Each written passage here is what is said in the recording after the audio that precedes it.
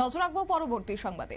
রক্তদান মহৎদান, আর এই মহৎদানে এগিয়ে আসছে প্রত্যেকেই। তারই মধ্যে সেটা হোক শ্রাদ্ধ বাসর কিংবা কোনো বিয়ে বাড়ির অনুষ্ঠান কিংবা কোনো ক্ষেত্রে পুজোর অনুষ্ঠান, প্রত্যেক জায়গাতেই লক্ষ্য করা যায় রক্তদান শিবির। এবং সেই সঙ্গে আজও তার ব্যতিক্রম নয়, কেননা বাসন্তী পুজো শুরু হচ্ছে আগামীকাল থেকে এবং এই বাসন্তী পুজোকে সামনে রেখে উত্তর বাধারঘাটের বিজয় সাহার বাড়িতে অনুষ্ঠিত হয়েছে একটি রক্তদান শিবির।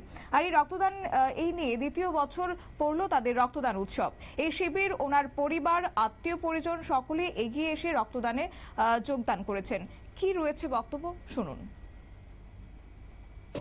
মাননীয় মুখ্যমন্ত্রী এই বাস সিন্ডিকেটের নামকরণ করেছেন এটা শ্যামাপ্রসাদ মুখার্জি বাস স্ট্যান্ড।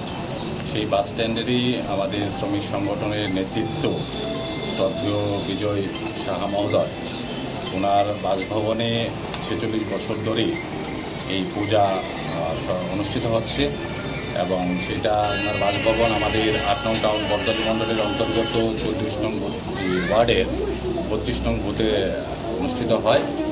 এই 46 বছর ধরে উনি বাসন্তী পূজার পাশাপাশি, মায়ের পূজার পাশাপাশি বিভিন্ন সামাজিক কর্মকাণ্ডের মধ্যে বিশেষ করে প্রতি বছরই রক্তদান শিবির করেন। সেই রক্তদান শিবিরই আজকে আমরা অংশগ্রহণ করেছি। মায়ের পূজা মণ্ডপ উদ্বোধন হয়েছে।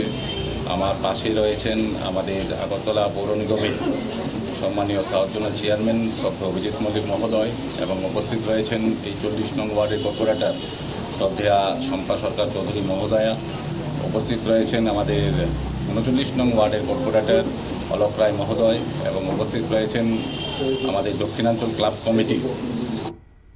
আপনারা শুনলেন ওনার বক্তব্য। অবশ্য উত্তর বাধারঘাটের বিজয় সাহার বাড়িতে এই রক্তদান শিবিরের আয়োজন করা হয়েছে এবং এই রক্তদান শিবিরটি পরিদর্শন করেন পুর নিগমের দক্ষিণাঞ্চলের চেয়ারম্যান অভিজিৎ মল্লিক, কর্পোরেটর অলোক রায়, শহর দক্ষিণাঞ্চল ক্লাব কোঅর্ডিনেশন কমিটির সম্পাদক কমল দেব, বরদোয়ালি মণ্ডল সভাপতি শ্যামল দেব সহ অন্যান্যরা। নিয়ে নিচ্ছি ছোট্ট একটি বিজ্ঞাপন বিরতির সঙ্গে থাকুন।